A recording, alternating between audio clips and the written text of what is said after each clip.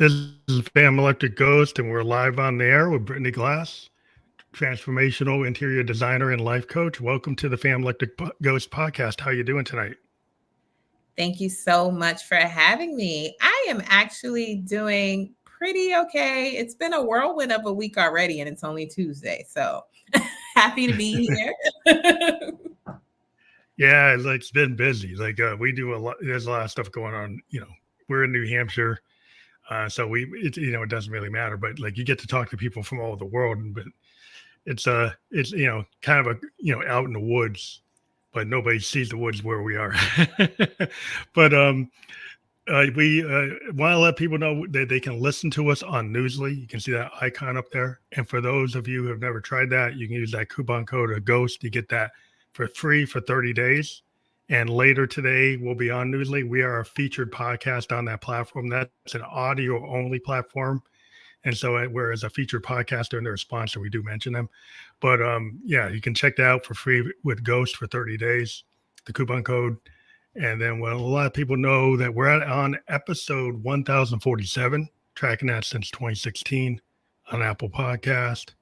And then we've also got your link up here, the glasstouch.as.me / clear your clutter. And that will be fully clickable. So you don't have to remember that, but it will be up there. So you don't have to remember to type it. You'll be able to click through that on all the podcast platforms that we're on. And then what we're going to talk about is embodying confidence from the inside out. And we'll talk about more. But again, welcome to the podcast. And one of the things we like to ask as a first question is, what motivates you and why do you do what you do? So I think expression motivates me the most. I think that's the common thread throughout all of the different identities that I've held over the years in building my business to where I am now. And early on, like just really kind of following the yellow brick rule, the cookie cutter path to life that we are all told is going to lead to just success and happiness. I found that life wasn't as it had been projected when we were younger. Like it wasn't all rainbows, daisies, and butterflies once I got the degrees and all the licenses and certifications. And I really felt very trapped. I felt like I couldn't be myself. I felt like I was filtering myself all the time and doing all of that and didn't feel like I was actually getting the return on all of that sacrifice. So expression is exactly why I do what I do, and specifically for marginalized communities, intersections, women, women of color, just really allowing myself to connect with women and really listen to them and see them and help them to express what it is that they want into the world as unapologetically as possible. Well, that's a really cool thing to be involved in, because I think a lot of times we get our degrees, we get our certifications, and then we have these expectations, and then we hit the reality of what it is, right? And then a lot of times you get locked into the cube. Like I'm a software designer. It's creative, but I'm locked into certain limitations of what the management wants or whatever they want. It's not what I do as a creative. Mm-hmm. So I kind of have my creative space, left and right brain, and then I can do whatever I want. But like in the workspace, and I think a lot of times people don't thread the needle of, they put like 110% into a career and then they find out they're not happy. Right. I see it all the time. Yeah. So how do you maybe when you're working with the groups of people you work with, is it like, what's the step to identify what the source of the issue is? Is it a lot of times what I just said, or it's some other things? That is such a good question. And you are right. A large part of that is because we tie our identities into what we do for a living. But what I like to say is the way you do one thing is the way you do everything. That's where that concept of embodying confidence from the inside out comes from. A lot of times we try to compartmentalize and then we try to put on different hats, but it doesn't work because it's not actually in alignment, right? So you use the same brain and decision making at your job that you do in your relationships at home, even though you probably think that you don't. Like, Yeah. you probably haven't put that together, but you actually do. And so really just designing your life and making decisions around what it is that you want and making sure that all the areas of your life fit that as well. So your career is not who you are, it's just a part of you. And you want to make sure that when you're making decisions and putting yourself into these different circumstances and experiences, that you're always asking what you want. Yeah, I think clearing the clutter is like you could think about it like a lot of times there's a lot of noise in your head, right? And Yes. so it's not just the physical clearing the clutter. Sometimes, a lot of times, you get so much noise going on that you can't focus because they're like too many inputs, too many choices, and then how do you discern what's the right way to go? But if you're also in that space, like if your space is cluttered, then your mind's cluttered and the world's cluttered. It's like then you're like, Mhm. oh, what do I do? I'm like in the middle of all this chaos. That's actually 100% what happens. And there, where you're having an internal experience and an external experience at the same time. And one doesn't come after the other. It's like the chicken or the egg. Which one came first? It's literally you creating this experience all at one time. And you're right. The clutter is physical and intrinsic. So if you are in a physical space, the fun fact is almost 70% of the thoughts that we think, the 60,000 plus thoughts we think a day, comes from our sense of vision. So what you see. A lot of people don't know that. And so we're navigating this physical world and we're seeing things and we're experiencing things, and we can actually leverage our environments to help us think things more intentionally instead of react to things on autopilot per se. And so, yes, when I talk about clearing your clutter, we are talking about the clutter inside of your brain, your mental state, your emotional state, and your physical state. We are all physical beings. We have physical bodies. You can touch yours if you're confused about it. And whatever you're thinking internally starts to what's the word that I don't really want to use manifest because it's not the best word. Like people sometimes Mhm. feel averse about that word, but whatever you're thinking and feeling actually leads to the results that you have in your physical reality. Yeah, you can actualize. I mean, some people are able to actualize Beautiful like word. their dream state, like a lot of artists. Like Yes. you think about like a guy like Prince, Bowie, you know, Lady Gaga, any of the, Diana Ross. When you actualize your dream and you put that into your form, and then you're like, wow. Then you wonder like, well, how do they how could they be there? Because they're able to put that dream into like reality. They make it happen. And a lot of times 100%. people don't get it. It's like, well, how's that happen? So Yeah. And one of the ways that that actually happens is through presence, right? So you talked a lot about that clutter and the clutter that's happening around you, not just in your head, but also the clutter that we've just gotten from navigating the world that we navigate, from um, so the way we're socialized, from our religions to our cultures and so on, all of that creates expectation. You should or shouldn't do this some way, and then you start to adopt a lot of those things. We're from a very early age, right? You don't really say, hey, these are all of the beliefs in the world and all of the strategies in the world that I can do a thing. And then you analyze them and decide which ones are for you. That's not normally how it happens. Somebody tells you who you're supposed to be and what you're supposed to think, and you adopt them.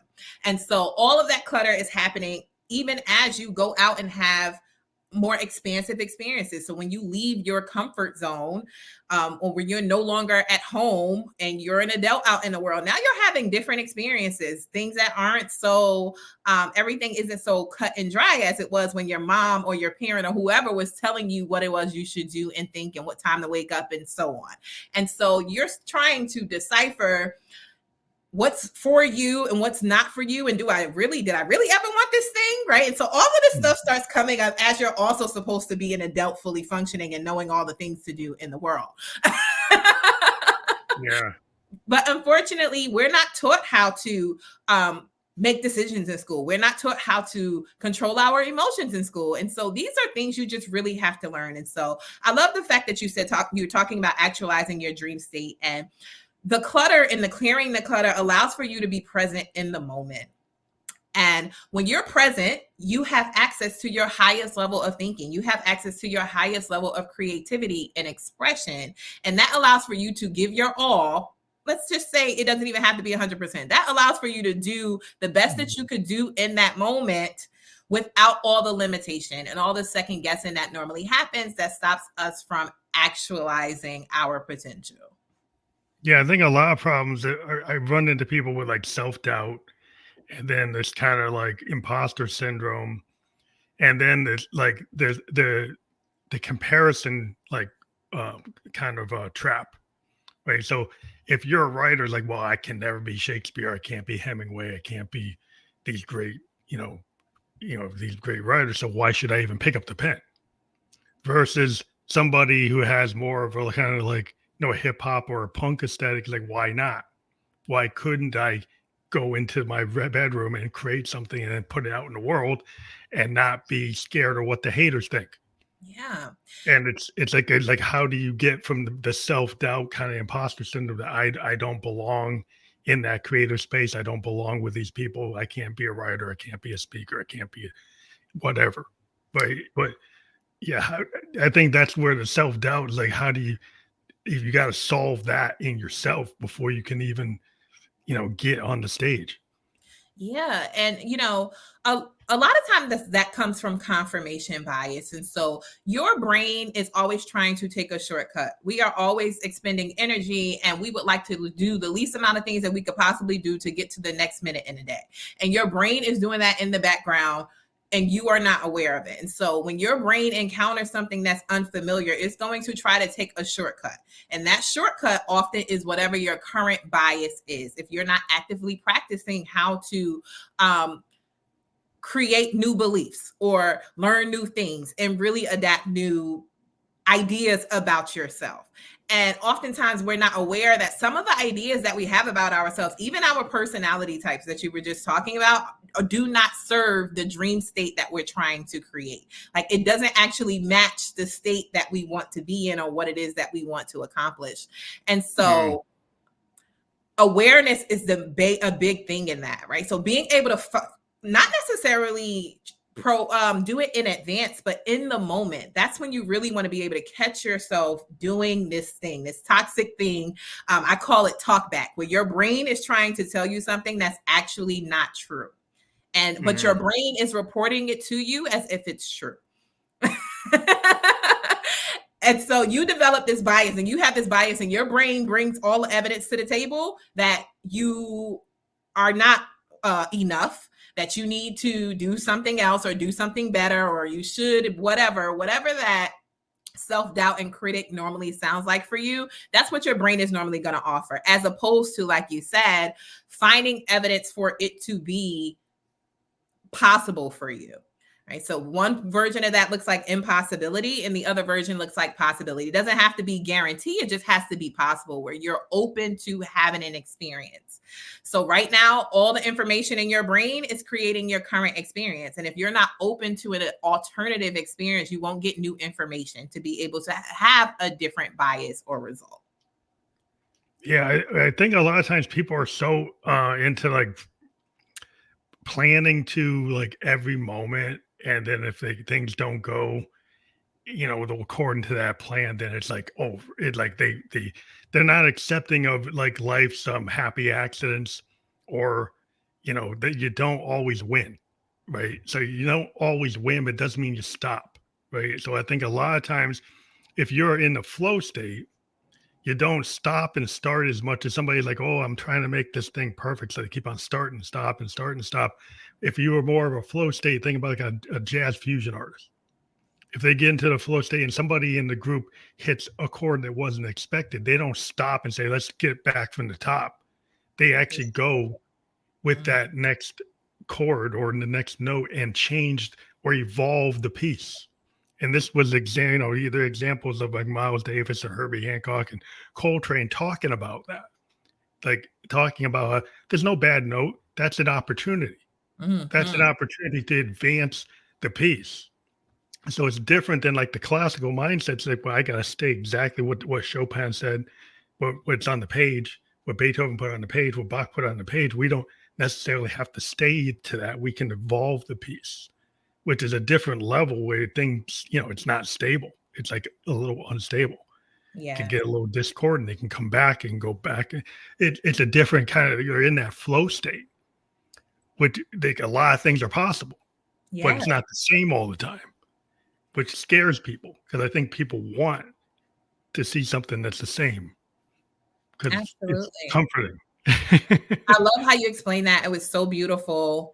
I love the analogy of it, and you're 100% right. I actually deliver a workshop about what you're talking about, and this concept is very familiar. If you've read the book The Big Leap, he talks about your zone of genius, and I talk about it not only from the perspective of how you're working and getting into that state when it just becomes work, but also the duality of you actually being in a physical zone, right? And where there's a time and a place for everything. And in that time and place, when you are being exactly the person who you're supposed to be or who will achieve the thing that you want to achieve and fully present, then that's where all that possibility comes from, which is what the opportunity that you're talking about. So I Yeah. love that so much. Well, a lot of times people just like close off opportunity because like, a lot of times we live in these worlds that have these canons, right? The canon of like, this is this type of literature, this is this type of genre, this is this type of thing. And everybody just wants to repeat what's been done before because it was successful. But Mm. like, how many people are going to be able to keep on repeating the same thing? Like you get the same thing. It's like, well, unless you've got a lower price or you've got some other wrinkle with the marketing, like it already exists. So you're going to flood the market. Eventually, nobody's going to want it, or they're going to get bored with it. And so Mm. there's like, what? How do you? But to be on the bleeding edge, you're gonna get hit. like the problem is like you get the feedback, and if you have that don't have the stability of the self confidence when you get that feedback, you might just give up, or you might just stop as soon as somebody says, "Well, I've never seen that before. I don't. That's not what's been done before." So then that's what does that mean? Was it bad? With me, it just means it's not been done before. But I think that stops a lot of people from even getting in the game. Yeah, I had to write some notes while you were talking just so I wouldn't miss the points that you you gave me little epiphanies on. So, the first thing is what's interesting enough is that when we're talking about especially these greats that you've mentioned and the level of mastery that they acquired through that experience you're talking about, those iterations of doing it over and over again and getting a different result and then trying it again and trying getting something different, right? Before until they created what it was that they knew that felt amazing.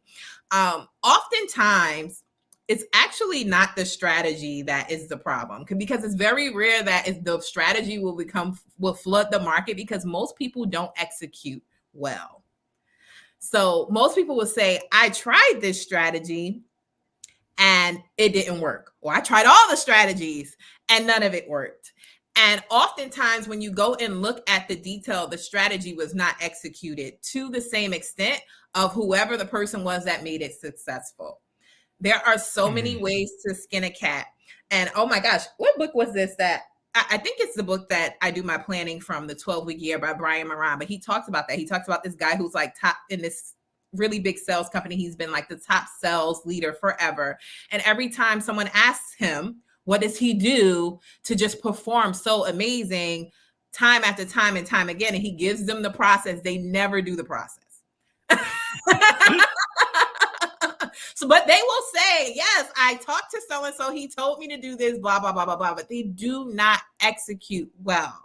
So when Mhm. they go and execute, all the discomfort comes up, right? Because now it's something new. It's something that it's an amount of energy that they have never exerted before. They are getting results that they are not comfortable with, that doesn't feel very familiar. And Mhm. so the execution is always lacking.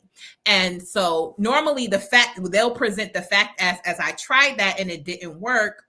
But underneath it is really the execution the plan wasn't worked well at all. Mhm. That's interesting because a lot of times, like at least, well, in our game, well, in the music, a lot of times what people do is they clone. They clone a lot of stuff that's already existing, Mhm. and they kind of, and then people kind of get tired. Well, that's the same beat, that's the same melodic pattern, that's the same actual sound, and like, well, that's not. That's kind of lazy, you know. It's like so. What happens is like you can overwhelm a genre because you keep on doing the same construction, the same producers are doing the same songs. Oh, And there's reasons why they might do it because they get paid. If they mhm. keep on getting those copyright, you know, um, if they put the same beat on multiple songs, they get paid for it 5 times. So there's a reason why they do it. But then it floods it with like everybody thinks that's the way it should be done. And so that's where I'm kind of getting at where certain people take certain things like remake the same movie, Yeah, 100%. remake the same TV show. Well, Mhm. where's the new idea? Well, it's safer to go remake Perry Mason, but like they when they executed what they probably didn't execute like the original. That's exactly what I was going to say, because I feel like even if you were to try to, if you started off with a copy and paste, which is where most people start, right? Especially when you don't know anything, when you're new to a market, whether or not we're talking about music, design, whatever it is, you are going, this is what we do. We get inspiration, right? You become inspired and you're like, oh, I want to be like this person, or I'm a little drawn and attracted to this. However, the execution is still not the same, because a copy and paste means that you didn't actually go through all the iterations that the original composer or whoever designer went through to create their end result. And so if you start with a copy and paste, what was that, version 2, that you basically ended up with the same song, right? Mhm. Versus if you had gone to version 100 and really just allowed for yourself to, exactly what you said, create something different. Like, where's the new idea? That's innovation, right? So there's a difference between you just creating something and you creating something different and new. I think it also has to do with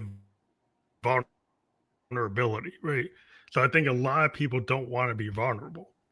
And vulnerability tends to be authentic. Like if you show some level of vulnerability, then it seems authentic versus something like if you have an infomercial versus what you see a lot of business people today doing podcasts, they're live and not as scripted as an infomercial. And so it Mhm. gets better engagement because it seems like, whoa, they're actually, it doesn't seem fake. It seems more authentic. And so then it's actually able to draw somebody in and they pay attention. They stay with the program. They don't drop off. They probably go click through and they actually engage. They might even call in and talk to the person versus like an infomercial doesn't give that ability. And so then it seems kind of like, that doesn't feel good. So I Yeah. think like when you start to do engagement that has more of a risk, because if it's live, you can mess up. You you surely know, can. versus if it's pre-recorded, maybe it's kind of canned. So what's interesting is that the best version always comes from you normally messing up. Yes, that's the issue that people don't realize is like what you spend so much time planning, and a lot of times the off the cuff thing is actually what worked. Yes. And speaking of vulnerability, I think vulnerability is your ability to feel your feelings, like to feel any feeling, whether or not you identify it to be negative or positive. And if you are having a challenge, if you feel challenged in being vulnerable, I would just say that you're normally uncomfortable regardless. Whether or not you are trying to avoid being vulnerable, and so you're doing all of the things, whether or not that's copy and pasting or comparing, whatever is your protective mechanisms to avoid the being vulnerable, still creates some discomfort. Mhm. And the inability to be able to feel yourself and like be present with yourself really creates a lot of confusion for people. And that's why people aren't able to identify what really works for them, or identify what feels good and different and creative, and just really create and express from unbiased, unjudgmental state. Yeah, I think one of the other things I was wondering about is I was checking like some of your background and this idea of igniting confidence. Mhm. So I was wondering if you could give some examples of like how best to ignite your confidence, because I think that's kind of where we've been talking anyway, is like the self doubt, but igniting the confidence. I like that phrase. I'm just wondering if you have specific strategies for helping people do that. Yeah, and I'm glad you call that out, because I definitely think it is a process. So a lot of people believe that confidence is kind of innate. And so they have ideas about how a person who is confident presents themselves and what their personality is like. And if they're not confident, what their personality is like, or whether or not they're an introvert or extrovert. And that has nothing to do with anything. So confidence is totally contextual. So you can be 100% confident that you can tie your shoe. You can be confident that you can send a text message. And so when you start to think about, or to think that maybe you're not confident or you don't feel confident, is typically in a situation that you you have some limited experience in, or a bad experience with. And so I mentioned this a little bit earlier, but I am really about being in the moment. And so igniting confidence comes in that context that you need it. So I always say, when I'm delivering this workshop, Embodying Confidence from the Inside Out, this is when you need it most, right? So right now, there's a thing that you want to do, is a thing you want to accomplish, and you don't feel 100% confident about it. And so when you go and do the things that feel really difficult and challenging and impossible right now, that are going to be the things that take you over the edge to create that result. Look, I have so much theatrics right now. To take you over the edge to create that result, it feels very uncomfortable. You do not feel grounded. It doesn't feel safe. You would love to just throw it all away. And so the confidence needs to come at the right time, in the right place. And in order for you to do that, you have to have a few things. You have to be aware. That's where that presence comes in. What am I thinking and what am I feeling? And then that's when you make a decision. And oftentimes we don't know that we're making a decision. We are just reacting.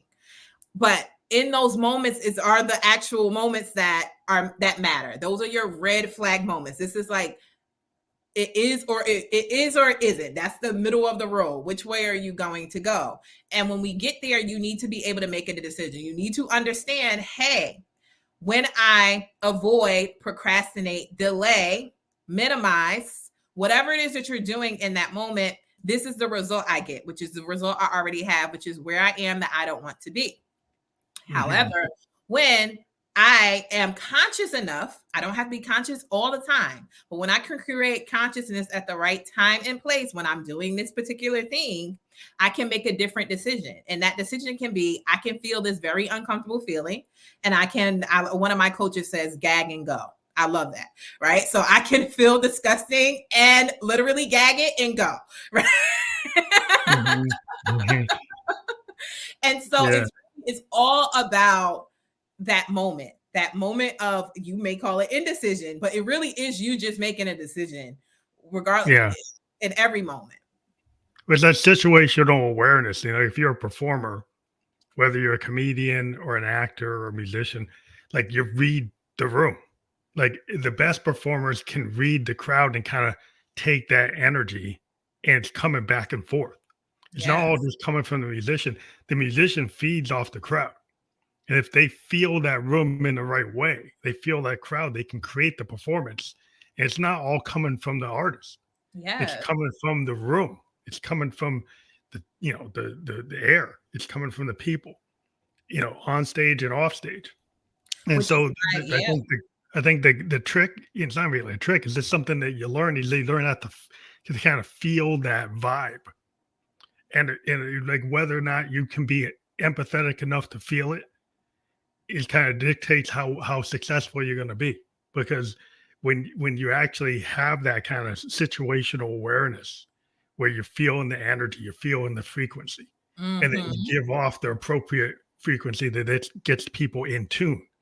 And you can do that. You don't have to be a musician, a public speaker does that. Like Yes. when you have a really good public speaker, it's almost like they have a like a rhythmic, like pattern to their voices, and a lot like poetry. And Yes. poetry is a lot like music. And so I kind of recognize that they're hitting the same frequency, they're hitting the same patterns, and they're getting people in tune because they're able to do that. Yeah. And it's the only way that you can actually have authenticity. And so, beyond being a performer, that is literally just happening in your everyday life. There are moments in your everyday life where you should be in the moment. Yeah. That should be the goal. And so, one of the things, because your question about igniting confidence, I think that happens when you make a decision ahead of time to that's going to be your experience and your result. Like, no matter what happens, this is the outcome that I am going to create. Because you can't actually control what's going to happen in the moment. You can only control how you're going to respond in the moment. And in order for you to be able to respond, you have to, exactly what you said, be present, be in that moment, have the situational awareness to be able to respond accordingly in real time. And so one of the things that I like to say is that I navigate the world in my model, right? So I know ahead of time this is what I intend, and am going to, when it gets very difficult, because this is what happens, you make a plan and then you go and do the plan, right? You go to execute, you go to um, an event, maybe you are looking to date, right? So you're going out, whatever it is that you're trying to do, and you know the discomfort's coming. This is Mhm. now, you are going to encounter things that may not match what it is that you are trying to do or trying to accomplish. And so now this is where navigating in your model comes from, making decisions ahead of time. Well, if this happens, then I know that I'm not going to be okay with it, and I will respond this way, and so on. So it doesn't necessarily have to be scripted, but you do have to know who you are and who you're going to be in that moment. Yeah. You gotta have your own kind of like a lighthouse. Like you got to Yeah. know what your direction is, right? So if you're following a Polaris, like navigating. Like if you're navigating out on the ocean, you might not know exactly where you are because it's cloudy and you can't see Polaris, you can't see the lighthouse, but you know you're on the ocean, and you know that you should be doing certain things based on what could happen. Like it could be iceberg, could be this, could be another ship. It's like how do you navigate that? You could get nervous, but you could take your experience and kind of you're out there in the unknown. So I think that's the kind of experience that people they get trepidation, but like I think you got to trust yourself. If you've been doing something, then you should know that sometimes you don't have to look at your notes because it's like in you, like how you should respond, but you did kind of second guess yourself. Mhm. Then you get the doubt, then you seem a little unsure, and then it doesn't seem to execute because you're lost. Like the fact that you like what you've been doing this 20 years, like you should know it. You a lot of times I think people put themselves into that kind of doubting Yes. situation. And oftentimes, one of the biggest things that definitely keeps people in that cycle you're talking about is the I don't know. Right. So I get a lot of people who are either I'm not enough to do it or I don't know what it is I'm supposed to do. They normally fall into one of those categories. So that first person kind of knows what they're supposed to do, and they're like, I'm not sure if that's going to happen. Right. I'm not sure if I'm the person to do it and what that looks like. And the other person tells themselves they don't know what it is to do at all. And I love what you were talking about, because I actually do believe it's who you're being, not necessarily what it is that you have to do. And so, even if you did not know whatever the next step was, even if you had never navigated the course before or never tried whatever it is that you're supposed to do, the type of person that would be successful in what you're setting out to do has certain characteristics, and they say certain things to themselves and they believe certain things about themselves. And you could probably identify that without being the person who has done it yet. You can say, you know what, this person who has created this really amazing business probably is really resilient, right? They work through their challenges, not run from their challenges. Like you can actually create a whole probably profile, a dating profile about this person, right? This is how this person spends their time, and this is what they do when they're not working, right? So all of these things you can kind of compile into your own little list and check against it. And oftentimes, if you're checking against your list, you're going to say, I didn't do that. I was not that person in the moment. Yeah.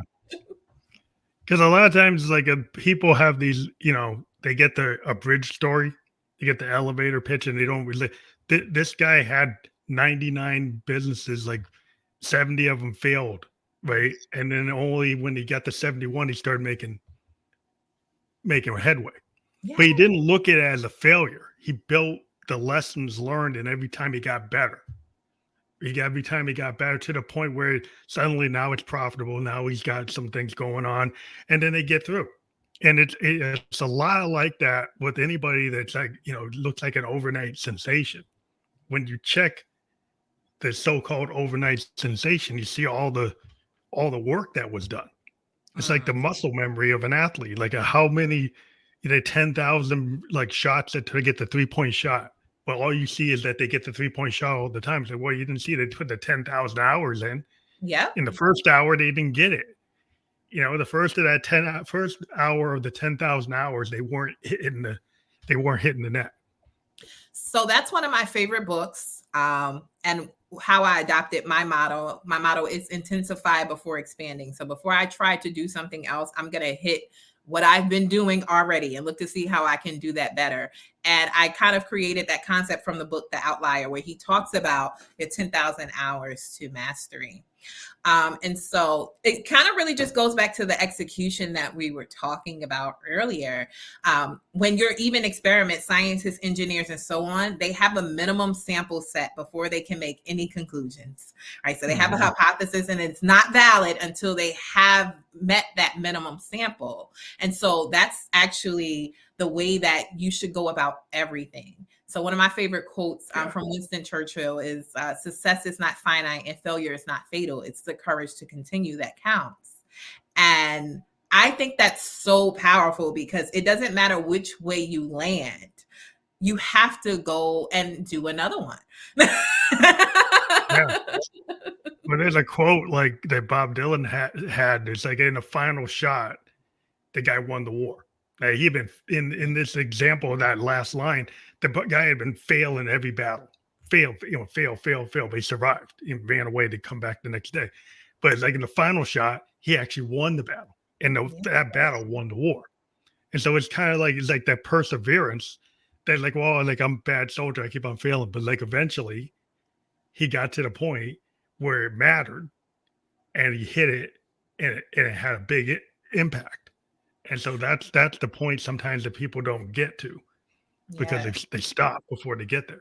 And they don't create the efficiencies. So over time, like you're not going to keep the whole point is for you to do these different iterations so you can take the information. This is actually the process that I go through with both interior design and coaching clients, right? So you have information, whatever current information in your brain is that has you navigating the world the way that you're navigating or living the way that you're living, whether or not you love it or you don't. And as you go to do new things, as you go to do what you feel is the impossible or the challenging, you will get new information. And that information will say this worked or it didn't work. And the work is just very subjective. Whether or not it's successful or not is so subjective because you're the one that's going to determine what that bar for success is, right? What your end result is that you're working towards. However, as you go and do it, you get more information. You say, well, I did this, this, and this, and this is the outcome that I got. And this is where you then make new decisions. Am I going to keep doing it this way, or am I going to now try something different? Right. So in my next iteration, I shouldn't be doing it the same if I did not necessarily get the same result. Now, that doesn't mean you throw your whole plan away. You keep working the same plan because there's little intricacies and nuances, like little millidata is coming up every single time that you do it. And you have to be paying attention, right? You have to be paying attention so that you can actually I like to say, so I always say hypothesize, optimize, execute. So as you're optimizing, you need to be optimizing each time. Yeah, and I'm a software developer. We do a lot of design. And so we have our initial designs and we do our use cases and our user stories to define what the problem is. And then we'll have multiple options how to execute. And in my world, I'm a business system analyst, so I don't necessarily have the solution, like what type of code is going to be used. I kind of say this is the business problem. This is the user's case. This is the user story. There's multiple ways we could execute. There's multiple technologies we could use. But we have to look at what does the client want? Do they want the speed to the market? Do they want the efficiency? Do they want the cost? And so we start to factor in what is it that they want.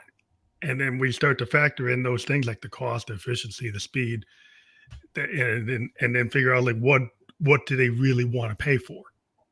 And then we design what they want based on those things. But we have multiple variations, and we Yeah. go through all kinds of testing. And sometimes we find something new that we weren't supposed to do, but it actually is better than what they wanted.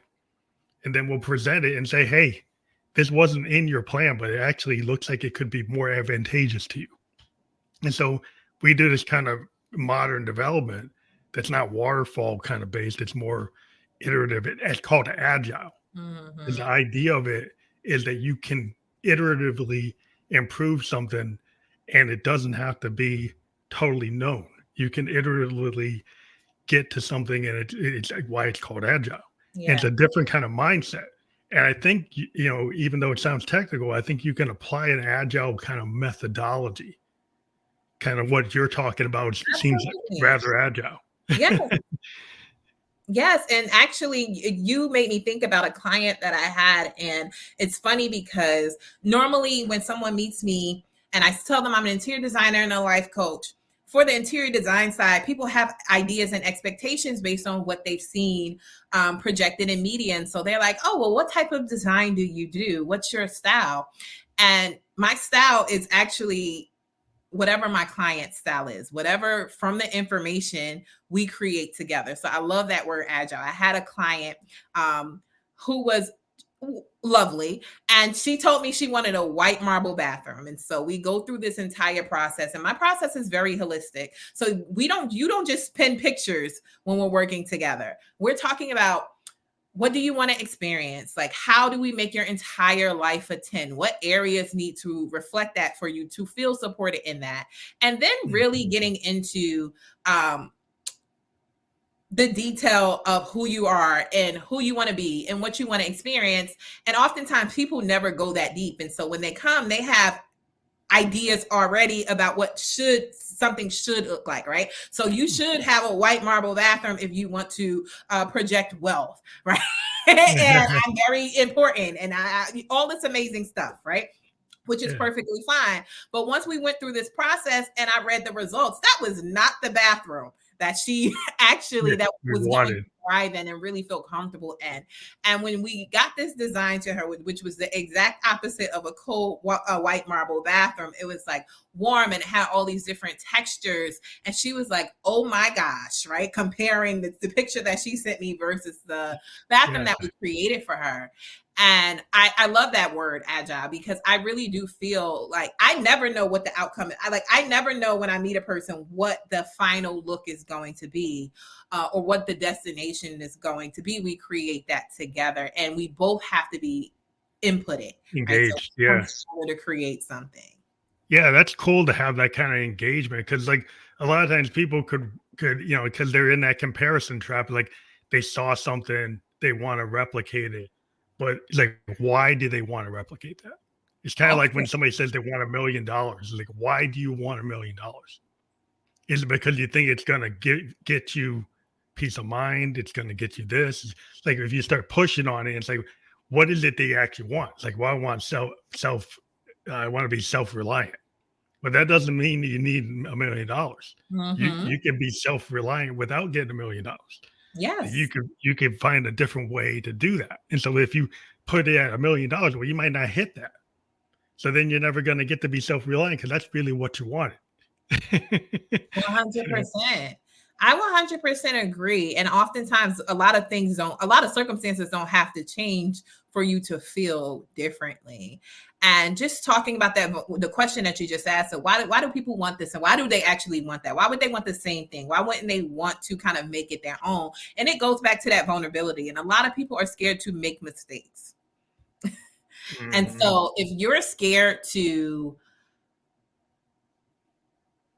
just have a human experience, it's a very difficult life. So whether, like, a lot of times people are avoiding a lot of things out of that fear, and it's still very like, it's torturous, right? So you're constantly questioning that too, right? And nothing Mhm. ever feels like a really good fit when you're copy and pasting and comparing all the time. It never feels good to you. How could it possibly? Yeah, it's a lot better if you can actually, when you're working with somebody, you're trying to build something for your life, right? A space that you want to be in. If you projected like, well, I want it to be like something Madonna's got. Well, that's not Madonna's not you. There's a reason why she has what she has because she's her. She's Yeah. Madonna. So it's Mhm. like just because she has that doesn't mean that that's gonna make you feel good. like maybe you need like a heated floor because your Mhm. feet get cold. But like if you go and get some marble floor, it's not heated. Well, like the answer, well, I hate this. It's cold. Well, Yes. because you didn't really determine like what do you really feel? Do you like a warm room? Do you want like certain things? So you want some type of lighting? It makes you feel good. Like, did you even dive into it? You just look at like, well, this person has X. That makes them happy, so it should make me happy. Yes. And so when I think about the reason why I do this and the women that I work with, that question always creates a lot of emotion and discomfort.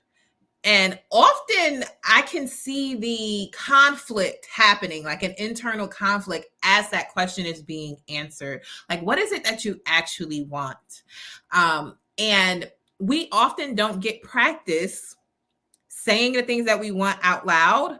I see people literally like swallowing the words that they want to say when they're answering that question. Like, if I say this, like, am I out of my mind? Is this unrealistic? Right? And they will like start backtracking their words. Like, no, yeah, but it's And not. Someone said to me the other day, she said, yeah, well, life isn't bad, right? I said, that's not what I asked you. I didn't ask if life was bad. I said, what life is going to blow your mind? Right? What exactly would actually be the life that you want to live versus you saying, mhm, okay, I'm perfectly content here and that's okay. And that's fine as well if that's actually what you really want. But oftentimes that the answer to that question creates so much shame and guilt and judgment that it's never ever explored. And when it's explored, you probably find that nobody really cares. That's the first thing. Like, the only mhm, person who really cares is you. We are all the main character in our own story. And so, oftentimes, when you think someone will think a thing, you have a very specific person in mind who's going to think those things about you. And they haven't said anything to you yet. It's just all your own internal dialogue. And when you go and do the thing, they will care way less than whatever it is that you think. And just really checking yourself in those moments, right? So, the embodying confidence that I talk about really allows for you to get practice being the person who has what it is that you want. So, not just thinking about it occasionally, but designing and making decisions in your entire life, not just your space, but how you spend your time, how you are building your beliefs, who you are surrounding yourself with. Um, any and every decision that we're making throughout the day, trying to reframe and redirect all of them to support the person and results that you're trying to create. So that really becomes a very tangible process. So we have identity based habits. That's what James Clear calls it. And gosh, what's the name of my book that I'm thinking about? I'll think about it later. It's going to come up. James mhm. Clear. What's his book? Okay. Do you know what I'm talking about? Yeah, I think I know about it. It kind of escapes me. So Okay. But we he can get talks back to about, it. yeah, he talks about identity-based habits. So we can all go find a strategy, but it has to become who you are, right? So we all Mhm. know what it takes to lose weight. But if you are not a person who wants to be healthy, right, then you won't actually, when it's time to go do the things, so whether or not to exercise or to grocery shop, you won't make those decisions because that's not who you think you are. It's not what you believe about yourself, or it's not what you're trying to believe about yourself. And so when you start from a concept and identity, like how you feel and see yourself, you're way more likely to get results. And so I talk about women living exceptionally. And so when you talk about the concept of you creating really big things and having a really big impact in what that woman looks like and what life she has, does your life currently reflect that? Does your decisions currently reflect that? Does the spaces that you find yourself in, literally and figuratively, reflect that? Mhm. Yeah, because that's kind of like one of the things you think about is like what are the key lessons that you can take away from that? You know, it's like a lot of times, like if you can kind of pin down, okay, if I start to, you know, take this strategy, like what are the, you know, maybe you've done this, like have you been able to kind of come up with maybe three key lessons from this process of clearing your clutter that Mhm. like are foundational?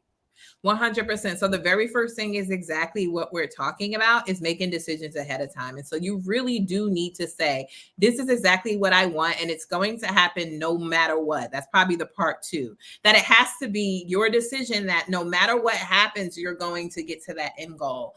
And that comes through I don't even want to say like commitment. It's like almost it's a different level of grit that comes with that, right? So you can be committed to something and not necessarily decide that come hella high water is going to happen, right? You can feel compelled. I like the word compelled, right? Compelled has a Mhm. different level of energy where you are going to be in it and decide that it's for you and there's no other option. Like a lot of people say, burn the boats. There's no plan B, right? And so that has to be the first thing. You have to, and the only way that you do that is you know why you want it, right? So you were just talking about the $1,000,000. Like, why exactly would you Mhm. want to make $1,000,000? If you don't have that emotional connection to it, it's very unlikely that you are going to see it all the way through. And so your why is actually, I always, when I'm talking about the story of who you are, because it's just a story that we're telling ourselves and then we live out that story, you have your who, what, when, where, and why. And the why is how you check yourself in everything. Why do I want this? And there's a concept called the 5 whys. So you go through these 5 whys, and every time you ask why, it gets even more intense. Okay. So you gave this answer, and you give another why. So when you're going through that process of envisioning what you want your life to look like and making that decision, to make sure you're clear and it doesn't have any clutter and it doesn't have any external influences and so on, do the 5 whys. Okay. Yeah. And yeah, and the second part of that is your commitment, right? So you literally deciding that right now is the time, right? So there's no other time beyond right now. And so you have to be able to make that commitment in the moment to start right now, because your decision that is going to start tomorrow doesn't matter. And it won't, because you decided that you were going to put it off. So literally, I say transformation can happen in an instant, and it happens in an instant that you decide to take action, not decide to think about it for a very long time. Yeah. But yeah, it's like the actions, you know, I think that's the problem is like the best laid plans is like if you don't execute, it's just on the shelf. Like so a lot of times it's like it's kind of show me. Like you like if you show up, like you could think about doing a podcast. And I've talked to people, it's like, well, I'm gonna do a podcast and do this guy, like insurance guy, like an agent. He's like, oh, you've been doing your podcast, family, you've been doing it's like I'm thinking about doing one. It's what he's been thinking about for 5 years. Mm-hmm. But Absolutely. the He's thinking about it versus like doing it, like you just you get started and you show up. If you yeah. show up, then you show up the next day until you decide that you don't have the energy or you don't have the motivation. But once you start it, then you have to have, like you said, commitment. And I Yes. think that it's like you can start something, but then you stop. So I think it's like you really have to string it together. It's like you plan it, you do it, you hold on to it, you perfect it, you keep on, iterating. But Yes. 100%. And that probably leads me to number 3. And so I have created this entire concept, like this inner and outer concept around going all in. And oftentimes we want to kind of dip our toe in the water. And so we're not just talking about commitment, we're literally talking about you ensuring that every single thing has intention that you're doing, whether or not it's your time, whether or not it's your energy, whether or not it's your physical space, making sure that everything has a rhyme and reason and that aligns with what it is that you're saying you're trying to achieve and what you want. And so when I'm working with people, the reason why they're investing in their environment is because they know that it's the most important investment that they can make. The reason why they're investing in their brain and learning how to manage their emotions is because they know that that's what it's going to take for them to be able to go all in, to not have all of the things in their way stopping them, to be fully supported, right? And so if you are trying to achieve something that you've never done before, that feels really challenging, it feels really impossible, you need support. And so you're going to have to support yourself or create that support somewhere else. And if you're doing all of that at the same time, like your goal becomes inevitable as long as you just keep showing up. And so you have to really go all in. And so the next question you should be asking is, okay, which one of these areas am I lacking that I need to build a little bit support in? Like, how do I go all in? So those 3 buckets are kind of your time, your definitely, your space. yeah, that's a good strategy. I mean, I think, well, one of the great things when we talk to people is like we get the insight of your experience. And that's why, I think the oral tradition of talking to people like in a long format is a way to kind of draw out those experiences and then bringing them to the audience. And that's been a really what we do, what we've done here tonight. And I do want to remind people that we do have your link there that will be clickable. And if Yeah. people go to that link, like what do they find there? Like if So they the link that's showing on the screen right now is actually a link to my free consultation, which is called the Clear Your Clutter session. And so a lot of people aren't walking around unless that's just the life that they've already been exposed to, thinking that they need interior design. I don't think anyone thought they needed interior design until we were all stuck in the house together. And then my phone started ringing off the hook. It was insane how many people were renovating and needed their environments to change because they were in them and they really saw how it was impacting their lives and how they were feeling. Mm-hmm. However, if you are trying to, like I said, go all in, you're trying to level up, you're going through a transition, you are definitely going to want to look at your time, your energy, and your space. And if you're not reaching your goals, that means something's off in one of those buckets. And when I say your energy, I mean how you're thinking and how you're feeling, because those 2 things literally determine every single action that you take in your life. And so if you feel like your actions are not aligning to what you like, if you feel like you know what you need to do and you're not doing it, or if you feel like when you even go to do the thing, you can't even focus, right? If you feel like you're always in the wrong time and space, right? Nothing ever goes right. This is what we're talking about. This is the clutter. And so during this is actually a free consultation over 90 minutes. We talk about what's happening with you. Where do you want to be? What is your mind-blowing life? And what's getting in the way of you achieving that?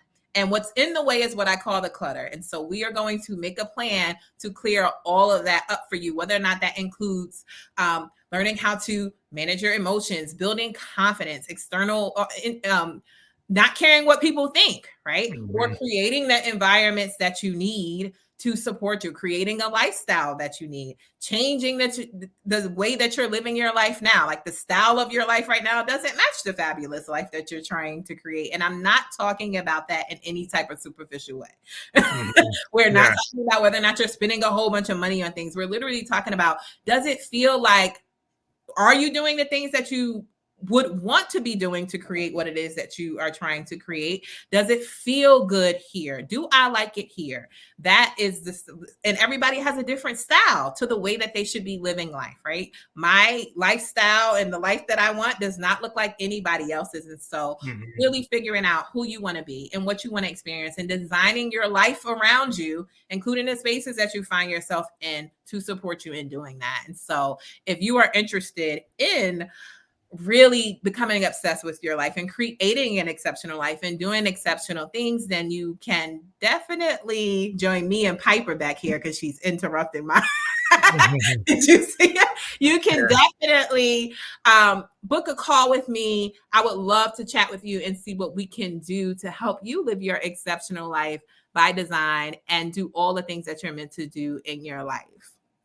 Well, I want to thank you for being a guest on the Family Electric Ghost podcast. It's been very illuminating. I hope everyone who's listened tonight, or people are going to listen or watch us in the future when we broadcast on a wider platform, we're on all major podcast platforms where you can watch or listen to podcasts. Again, make sure you click on that link below, the Glass Touch, and I won't speak out the whole thing, but that will be clickable. And I do want to thank you again for being a guest on the Family Electric Ghost podcast. We do appreciate everybody who shows up and takes the time to talk to us. And we do really appreciate that. And I want to thank you and have a good night. Thank you so much. It was a pleasure.